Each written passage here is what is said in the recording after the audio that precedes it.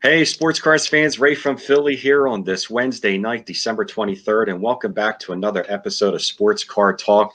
Tonight, this is episode number 15, and we're going to have a special guest on tonight. We're going to have on John, also known as Wade Boggs fan. But first, I want to introduce my co-host, Mike, This Baseball Card Life. Mike, how are you tonight? I'm doing great, Ray. Great to be back with you again. Thanks. That's just awesome. And we're joined now you see down below, we have John, also known as Wade Boggs fan. John is a super collector of Wade Boggs memorabilia and baseball cards. We're going to have his link down below on the show to check his channel out. His room is stellar. It's phenomenal. His collection is great. It's really breathtaking. You have to check it out. So first of all, John, thanks for being on tonight. We really appreciate it, buddy. Oh, it's my pleasure, Ray and Mike. Thanks for inviting me. Yeah, no problem, man. So, we're going to get right to it. We're going to get to some questions here and have some fun. Take a look at some of your stuff. I mean, I'm looking behind you, and it's just, I look behind me in Mike's room and we're like, Jesus, God. Man, well, this is awesome. This is 20 years in the making back. Oh, sure. Yeah. Yeah. But it's still just great. I mean, I love it. Absolutely love it. So, yeah, we'll get right to the questions. Mike, why don't you head us off, buddy? Let's go. Yeah. So when did you start collecting baseball cards? And I see memorabilia there in the background. Yeah. I started, the first cards I used to get out of packs was way back in 1978, dating myself a little bit. But then I started collecting Boggs. There's a long story involved there, but probably around 97, 98.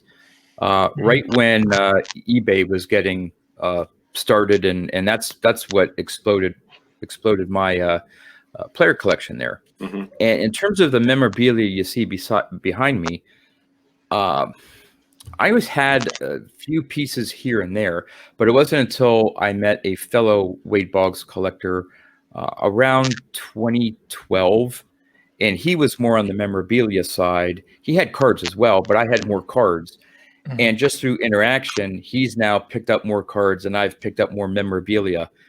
Just because seeing all the cool stuff he has, I've gone out and looked for stuff. So it's been more recent that I've built that up, but my cards go back to probably 97 or 98. I started focusing on Wade. Nice. Cool.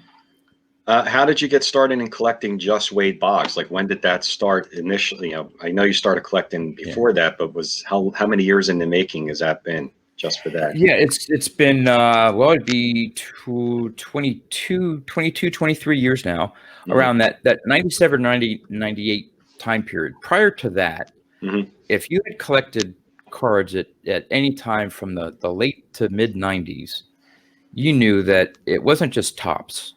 It was Topps and Score and Upper Deck, and I mean there were like 5 or 6 card companies. It wasn't the junk era in which Topps just made millions of one card, but it was multiple companies putting out so many different sets. So the production may have been down, but the total volume of cards was just, and I really never had a focus. It was a little bit on complete sets. But the more I saw coming out, more products, I'm like, well, I can't buy that. I can't buy that set, and I can't buy that set and that set. So I said, something has to give. I need a focus. Right. And so I knew there were people out there that collected either a certain team or a certain player. So I went through my collection and looked for players who I had a lot of cards of.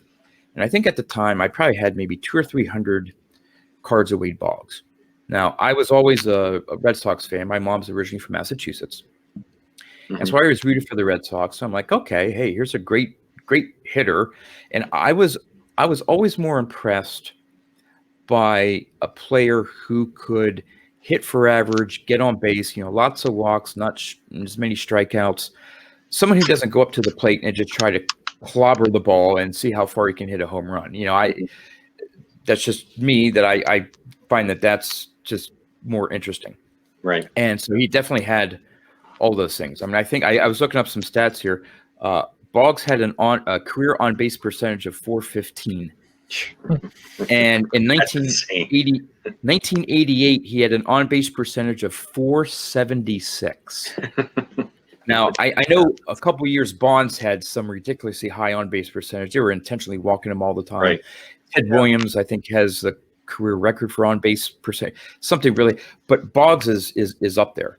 Right. And I think he still owns the record, I think, of 7 straight seasons of 200 hits and 100 walks, at least 200 hits and at least 100 runs scored. Sorry. Mhm. So, he got on base, he scored runs for his team. And to me, that and the 5 batting titles and all that stuff. So that's what got me into Wade Boggs. Right.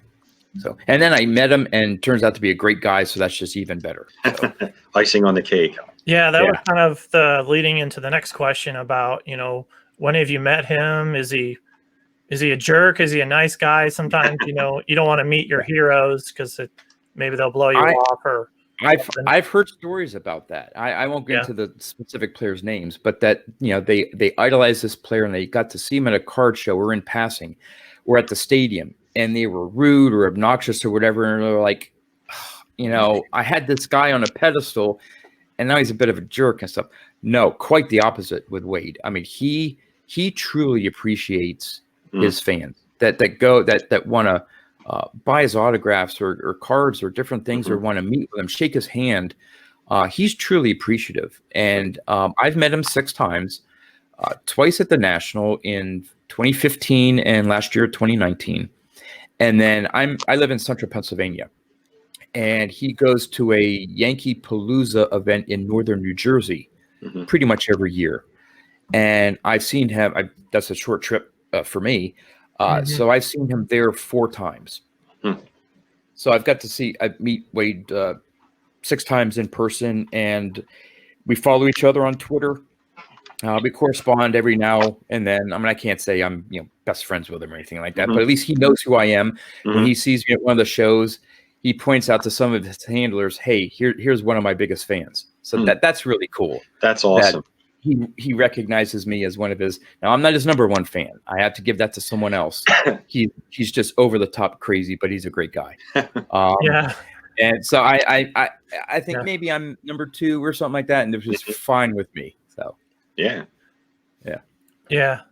And it kind of makes me wonder what these stars think of their fans that way. Like, okay, you meet them, shake your hand, and they're really surprised to meet, Wade. But then if he saw this video and saw the, all the memorabilia and the cards and, all that stuff, it's like, hopefully he doesn't think you're like a stalker or somebody nuts, with the screw loose. Actually, the joke with that other super collector, the real joke is, and he admits it, his family, and we're Facebook friends and stuff with some of his family and stuff. But the joke is, if Wade ever disappears, we know where to find him, and it's just outside of Chicago, Illinois, where my one friend lives. And yet, sure enough, he'll be tied up in the basement. Now, everyone jokes about it, but That's great. You say you're from Pennsylvania, right? Yep. So how long you been a Red Sox fan? Well, my team allegiances that have always been Red Sox, because like I said, I grew up, even though I grew up in Pennsylvania, my mom's from Massachusetts. So whenever we would go to visit my grandparents, they'd have the Red Sox on the TV and things like that. I've been to Fenway Park a few times. So I've always followed them, but I also follow my National League team, or the Mets. Okay. And you think, and I know, sorry, Ray, I know you're a big Phillies fan, but I don't know what it is. I've grown up central Pennsylvania, and I don't really root for any Pennsylvania teams. I don't know why. But I started following the Mets around 83, 84 when Strawberry and Carter and started getting on the team, started building a nucleus. Then they got some of those rookies in, and then 86 and all that stuff. 86 was a tough World Series for me. Red Sox teams, and Mets. And I remember, I know this is sort of getting off topic here, but I remember that 86 World Series and Game 6 when the Red Sox were winning. I went downstairs in the basement to watch it because my mom was upstairs, obviously rooting for the Red Sox, and I was sort of leaning toward the Mets. Right. So I went down. I out of respect for my mom, I didn't want it, And actually, when it got toward the end, I started going to bed. I was upstairs, And I heard my mom go, "Oh no." And I'm like, "What?" And then next batter, no. So it was when that they had the string. I don't know if you remember the game. They Right. had the string of hits. Like it was 2 outs, but no one didn't want to make the third out. And it was base hit, base hit, base hit. And I was upstairs and I turned the TV on and I saw Mookie's hit. And I'm like, oh my God. I came downstairs and I'm like, Mom, I am so sorry. And she was ready to sell it. And yeah. That was a tough season, a great series, but tough series for a classic series. Like yeah. That had to have been tough. You're a Red Sox fan and a Mets fan, and well, I won either way. Yeah, so, yeah. Was it hard to see like Wade Boggs get his, one World Series in 96 with the Yankees and not with the Sox? That with Wade, that is one of the biggest, I guess, bones of contention with fans, whether it be Red Sox fans and say, hey, he's a traitor. He went to the Yankees and he won a World Series. It's, oh, yeah. But I know a bit of the backstory, the true story of why he went to the Yankees. And I'm just happy that he got a World Series trophy because I know, and again, this was before I started super collecting Wade Boggs in '86, how devastated he was. There was the video of him. I mean, he's just hunched over in the dugout, like crying that he was so close. So I love the fact that he got a World Series, and I don't care if it's with the Yankees. Right. So yeah, that doesn't bother me at all. I know some diehard Red Sox fans that think Wade went to the enemy and oh yeah, sure, you won a World Series there and all that stuff, but no, it doesn't bother me at all. Besides Wade Boggs, have you thought of any other players to super collect, or are you this is it? This is just going to be Wade Boggs? Well, I have thought about it, but I have, as I'm sure all of us do, have a limited budget. And depending on who you collect, there's only so much money to spread around. And I've just this year through some of you guys' collections, vintage collections, I've always enjoyed and loved vintage cards. Ray, I know you're a big fan of vintage. Yeah. And so I've started, it's not a player collector, but another side collection of PSA graded vintage cards of like Hall of Famers.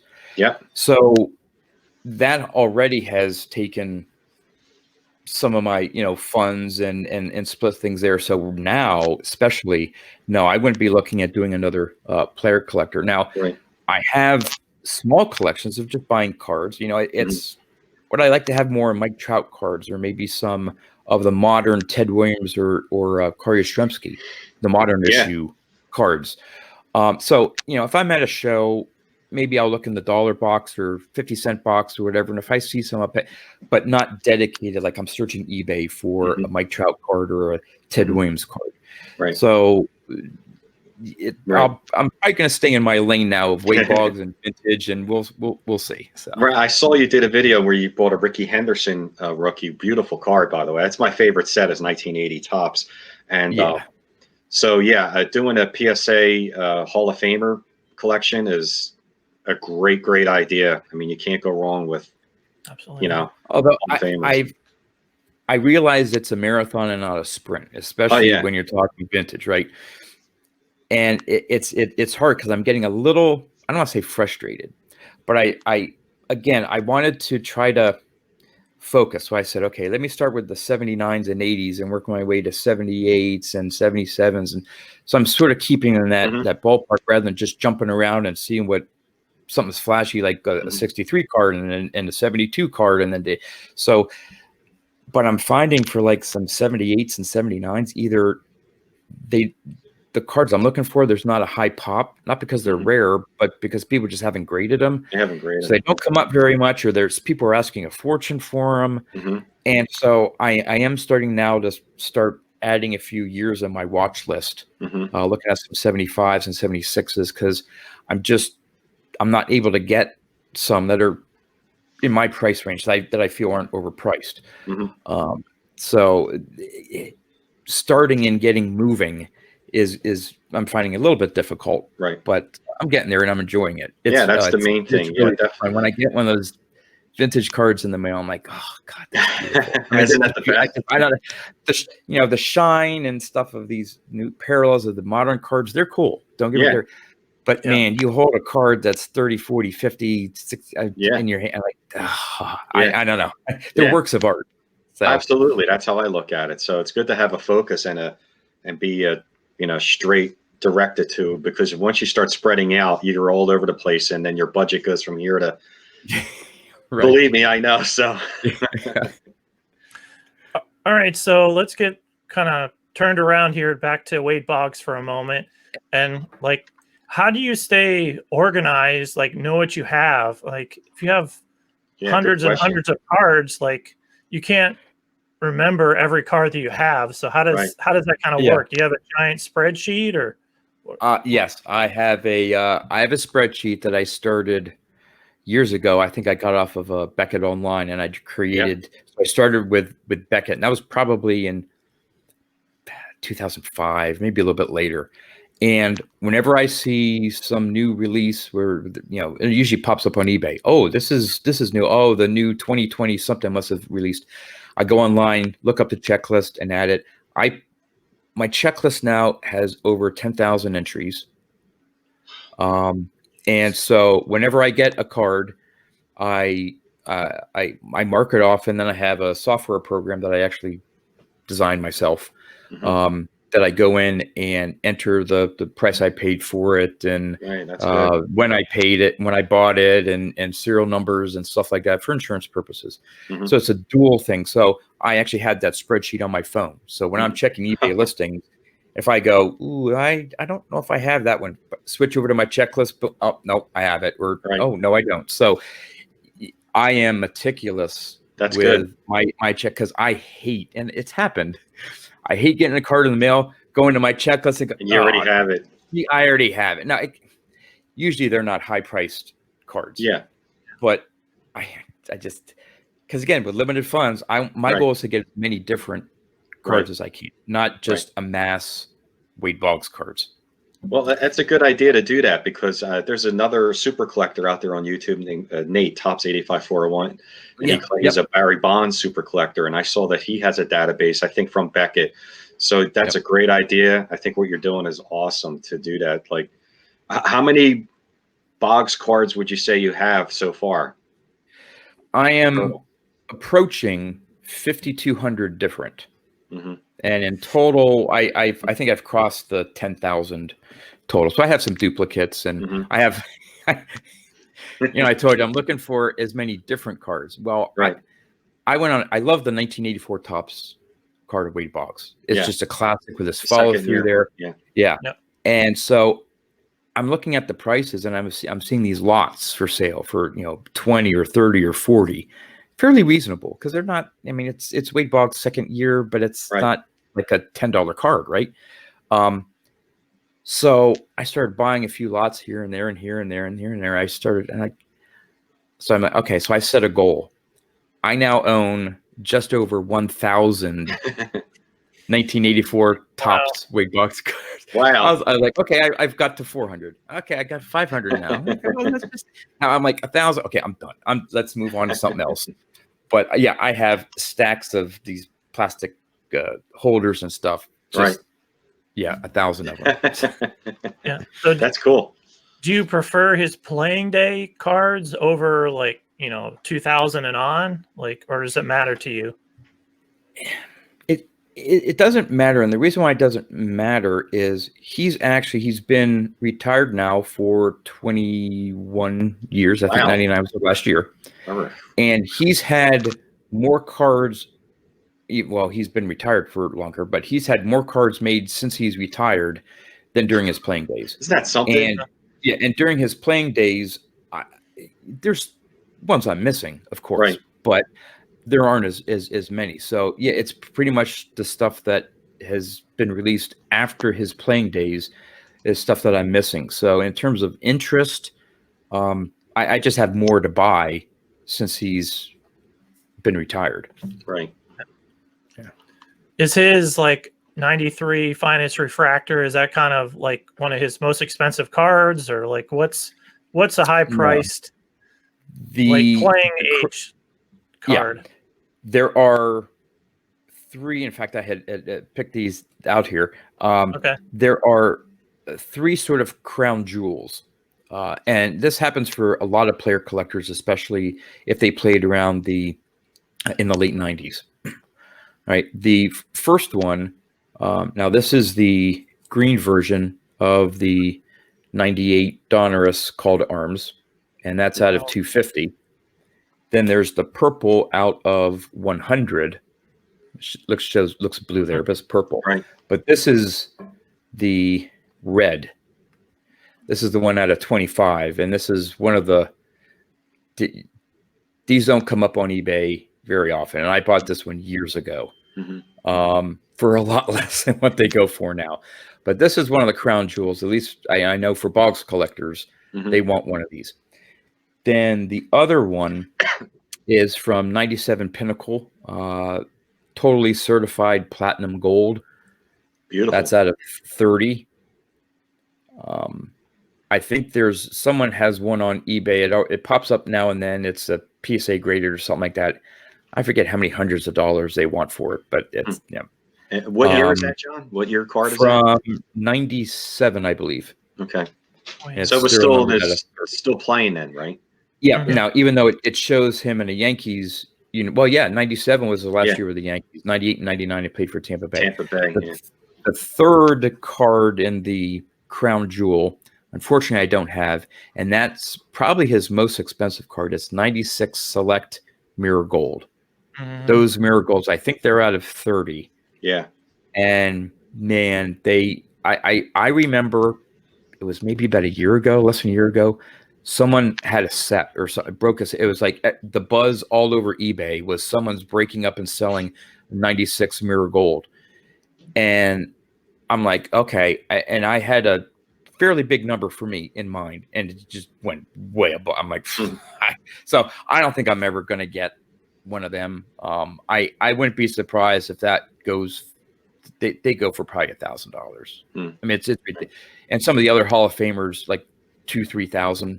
It's just nuts because they buy them and they're in private collections. They rarely get resold.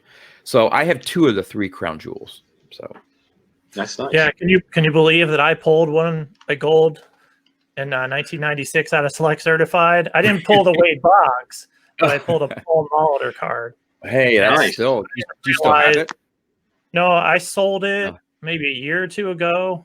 I should have kept it. I think I got it graded and sold it for over $400 to a guy in Minnesota. So I'm sure I could track it down again. I still have the picture somewhere.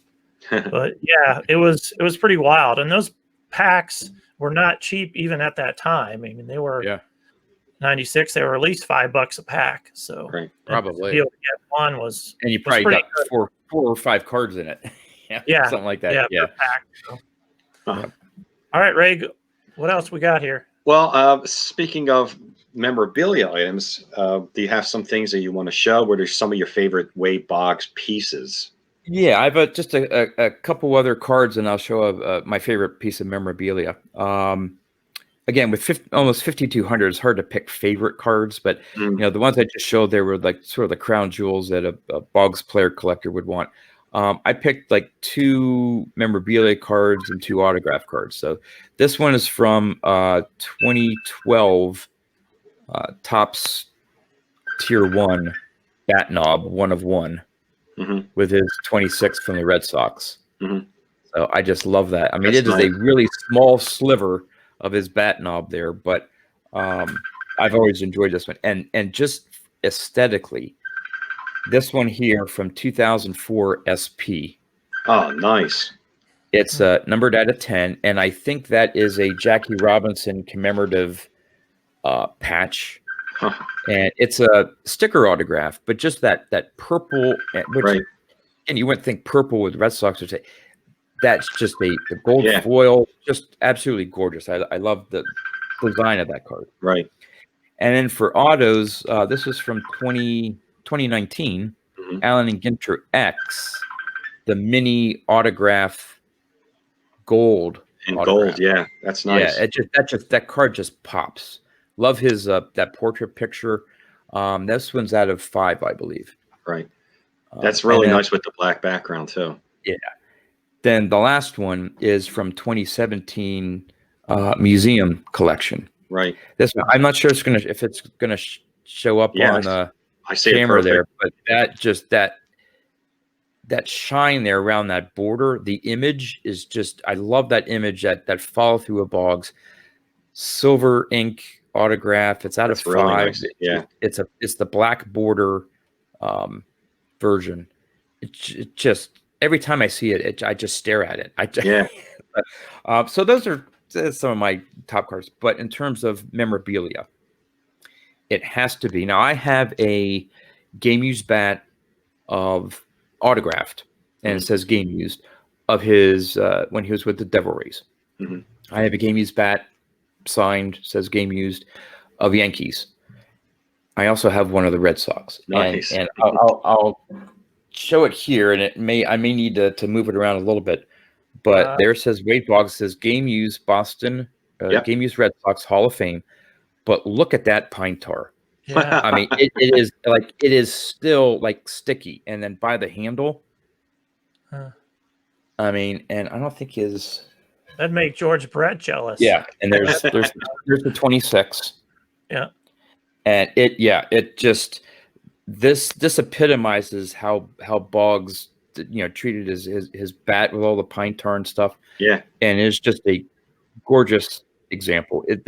His B349 dates, I think it dates from after his batting title years, maybe a 90, 91, early 90s. And I got that for a steal based on what they go for now. But I mean, price or value, regardless, that's just, I love that game used bat. Yeah.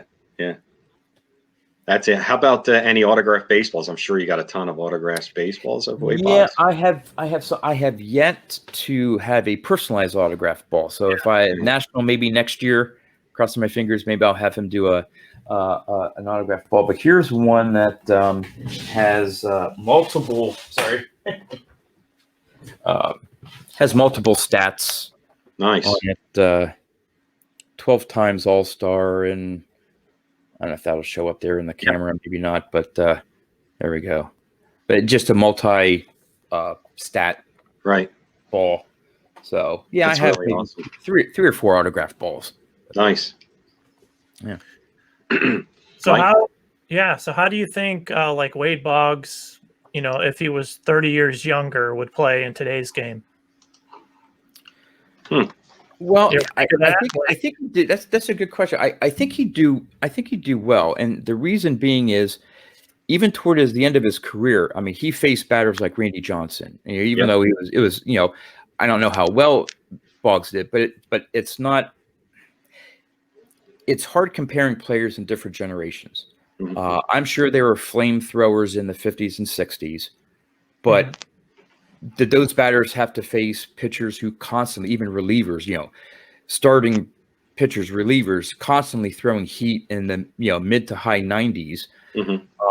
I don't know, but I think Boggs played late enough to where the pitchers were just, a lot of them started throwing heat and stuff, and he still did well. Yeah. So I think he would still be, I don't know how many batting titles he'd win, but again, these days, with everyone swinging for the fences, you could some of the people winning batting titles, I know, some of them had to get up to 360 and stuff, but a 330 for some of these years could win a batting title easily. I think you do good in this environment. So do I. Yeah, I agree, especially with modern equipment. Nice bats and gloves, and just modern medicine and sports medicine, and and he played till I think career was cut. Reason why he retired in '99. I mean, he was having knee problems and stuff, and even though he was, I think, 40, 41 maybe when he retired. He was hampered in some of his later years with some knee problems and stuff. And who knows whether that would have been managed better with today's physio and stuff like that. I don't know, but Yeah, but I think once a hitter, always a hitter, especially a contact hitter. yeah, if you have the eye, if you have a good eye for the ball in the strike zone and can wait on that ball, which Wade did. I mean, he balanced his weight so he could foul off a fastball or a curveball or a breaking ball because he kept his balance. No matter how fast he could time, he could get the timing down. Yeah. Whether you're throwing 97 or this pitcher's only throwing 92. I think he would have been fine in today's environment. Absolutely. Yeah. All right. So like advice for someone that, is inspired today to start, super collecting a player. So can you just respond to that? Yeah. And that's a good question for those that are looking out there. I think the main key is you have to have a connection to that player, whether you just love how he plays. Oh, he hustles, or he, did great, or, great hitter, contact hitter, or batting average, or he hits a lot of home runs, whatever you enjoy. Maybe it's from your favorite team. Maybe he's a hometown player, but you have to have some sort of connection. You can't just say, well, everyone's collecting Joe Smith, so I want to collect Joe Smith. Because if you're not invested in it, you'll eventually lose interest, and then you're like, move on, and okay, well, do I sell these now and move to someone else, or who do I want? So again, I had that early connection. Once I said, hey, Wade Boggs, I was like, yeah, okay, I like Wade because of this and this and this and this, and I was invested. So the first thing is find someone who you're mentally invested in. All right. Then the second one comes down to money. Okay. Everyone has a budget. Now, is it going to be more expensive if you say, I want to become a super collector of Mike Trout versus I want to be a super collector of Roberto Alomar? I just throw it. I mean, there are certain levels of players in terms of the hobby popularity and number of cards. I think, I mentioned that my checklist has 10,000 or so Wade Boggs cards, and some of them are oddball stuff. But I'm sure there are players out there like a Cal Ripken. I think his check like over 20. It must be over 20,000 cards. It was ridiculous. So again, if you're starting out going, okay, there's 20,000, then you may say, hey, it'll be easy for me because there's plenty of cards for me to get. Or you may say, hey, you know what? Here's a somewhat obscure player. Maybe has 100, 200 cards made of him. Maybe I'll go collect that player. The downside to that is if it's a somewhat unknown player, maybe harder to find, people won't look on eBay as much. So budget plays a part, and you have to think, okay, what's the competition out there? What are some of those cards going for? Now, if I want to be a Derek Jeter super collector, what's it going to take just to get one autograph card? Yeah, you have to consider. I have over 700 certified autographed Wade Boggs cards. Wow. If that was Derek Jeter, I'd be paying off my mortgage twice with the amount of money I'd be spending, right? So, so it comes down to getting invested into that player emotionally, and then the budget to be able to collect that player. I think those are two main keys. Right. I noticed you did a video back on the card catalog cabinet behind you. That looks just great. I mean, is that completely filled up now, or do you still have some space left? No, I have half of it filled, and about almost two rows of the next column. Those are reserved for just my Wade Boggs cards. Right. And they work. I always thought that would be a great way to store cards, and then a local library was moving locations, and they had an auction, and I heard that they were having some for an auction, and I'm like, okay, it was in the middle of summer, hot. I didn't bring any money with me to buy a hot dog or drink, or so I'm standing there, and it's literally the last auction lot of the day, and because I didn't know when stuff was coming up, so I'm waiting. Anyway, long story short, I won the entire thing. They did it by section, and I won the bid, and I said, I'm going to take all of them. And all these antique dealers who were hoping that who's this guy? He's going to buy one. They were floored. They were all disappointed that I took all of them. But I was like, I'm done. I'd take all of them. I'm done. Where do I pay? I want to get out of here. It worked out. It worked out great. It fits. It doesn't fit PSA graded. It's Slab, just yeah. but Beckett graded slabs are a little bit shorter, and obviously magnetics and top loaders and stuff. It's a perfectly. It's just Right. it's great, That's and good. it looks cool too. So. How many pieces? How many sections is it? Four? There are 6, so I think I have 90 shelves. That's awesome. I love that. I love card catalog cabinets. Anything like that to store cars, I think, is a great idea. It's vintage looking. Yeah, Just looks great. Do you organize them by like the year or the brand? Like, how do you know where stuff is? yeah. I have it by set, and then just like my checklist, it's so again I can follow my spreadsheet and know where to find it. So it's by year, then by make, and if there's multiple, like if then card number. So Yeah. yeah. If That's you tell cool. me to pull my 2003 blah blah blah, I can get it to you in like 30 seconds. So Nice. That's awesome. now my other cards in my collection, Yeah. somewhat random boxes. I'm like, oh shoot, where's that card? And I'm rummaging through, but I do need to do a better job than I'm Right. currently have. But yeah. Yeah, that room is just unbelievable. I see the autographed jerseys back there. They're autographed, right? The jerseys. Yeah, I wish they were game used, but they're not. But I have let's see, 1, 2, 3, 4. I have 5. 2 of them you can't see Right. back there. They're 2 at Tampa Bay. So I have 5 personally autographed Nice. jerseys signed by Wade. In fact, very very quick story. I went to one of those Yankee Paloozas in New Jersey and had Wade sign Yankees home jersey. Right. So we're talking, we're chatting, and I think it was the time that he got a new dog, and I had a similar dog. Or so we were chatting about something, and he's like, "How do you want me to endorse it?" And he's great. He's like, "What do you want me to put?" I'm like, "Oh, to John, a great fan, or whatever." So he's doing this, and we're talking. He goes, "Hey, thanks." I'm like, "Hey, thank you." Shake his hand, and we go to leave.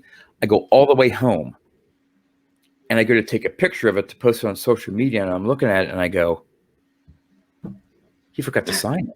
Oh, jeez. He put all the notation, and we were just chatting and stuff. He goes, "Hey, here you go." And I tweeted to Wade. And I said, "Hey, Wade, yeah, we just got to talking, and you did the Inscriptions. inscription, but you forgot to sign it." He goes, "Oh, my bad." I said, "Hey, can I send it down to you?" And he lives in Florida. "Can I send it down to you?" He goes, send it down to me. I'll sign it, no problem, and stuff. So I sent it down. He got it back to me, and Nice. so. Yeah, That's a good guy. Yeah. That sounds definitely like a good guy. Yep. So you've met him a few times, but did you ever see him like play at Fenway Park or Yankee Stadium or like live in the 90s or 80s? Well, I went to a bunch of Boggs fans from pretty much across the country. There was someone from Florida, Michigan, Illinois, and I think another state. When we heard that the Red Sox were finally going to retire Wade's number in 2016, as soon as we heard, we're like, we're buying tickets, we're going. Just all of us. So some of them drove out, some of them flew out, whatever. And so it was May 26th, very fitting because 26 was his jersey number. Mm-hmm. May, the 5th month, which is the third base spot, 2016. So we all went to that game. So I didn't see him play, but I saw him get his number retired. And I think I've gone to 2 or 3 games when I was much younger, when we'd go up to visit my grandparents. They lived about 2 or 3 hours outside of Boston, but we went in a couple years. And I think somewhere I have a ticket stub from 1986. So I did see him play, and the other years were probably maybe 90 or 80, 84, maybe 85. So maybe right around his early days. But again, I wasn't focused on him. I was focused on the Red Sox and all that stuff, but not him in particular. So yeah, I saw him play, but do I remember that game in '86 because I was really into Wade Boggs? No. So yeah. Yeah. Well, that's cool. Definitely. All right, Ray. Any other questions you've got? I think we've went through all the ones we wrote down. Yeah, we did. I mean, this was a lot of fun. Just staring. I'm just staring at the backdrop. Really. I mean, I'm just like amazed. I really love the card catalog and the jerseys. You meticulously, obviously, spent a lot of time with this, and you deserve all the credit in the world for doing such a great job on this room and your collection. It's just awesome. Thanks. You should see. You should have seen the paper that when I outlined, because I said, okay, I have so many frames at this space, and I said, okay, I have 60 inches to work with here. What can I put here? I mean, I've used literally almost every inch of space, and I'm out of room. So my wife says, well, that's a good opportunity for you to stop buying. I'm like, no, I'm building a house. I'm getting my basement. I'm pre-buying for my basement. So there's stuff that's still posters and wrapped up and all that stuff that I can't put up yet. Oh, but God. it's fun. I've been married for 10 years, so I wouldn't recommend you like take down a picture of her off the wall and put Wade up. You should definitely not do that. It doesn't go beyond this room. So she's like, fine, just stack it in there. And we have the rest of the house is a Boggs free zone. So. That's the way it goes. Yeah. And it's kind of way with me. I have these a couple bookcases and a closet over here that has all of my stuff in it. So it's kind of out of the way of her craftiness and all that stuff throughout the house. So that's cool. Yeah. That's very cool. Well, we appreciate you being on, John. It was a lot of fun checking into your collection and learning a lot about Wade Boggs and what you put into it. So we once again, we are really thankful for you coming on. We really appreciate it. So it was my pleasure. Thanks for the invite. It was great to be on. Yeah. Well, there you go, guys. We appreciate you checking out another Sports Card Talk episode number 15. And we just want to say happy holidays out there to everybody. Merry Christmas, Happy New Year, and most importantly, stay safe out there. From myself and Mike, this Baseball Card Life, thanks for tuning in. We had a great year this year. We got a lot more episodes coming up. So thank you, John. Mike, happy holidays to you, buddy. John, happy holidays to you. And we appreciate you tuning in. Like I always say, have fun with your collection. Take care, guys.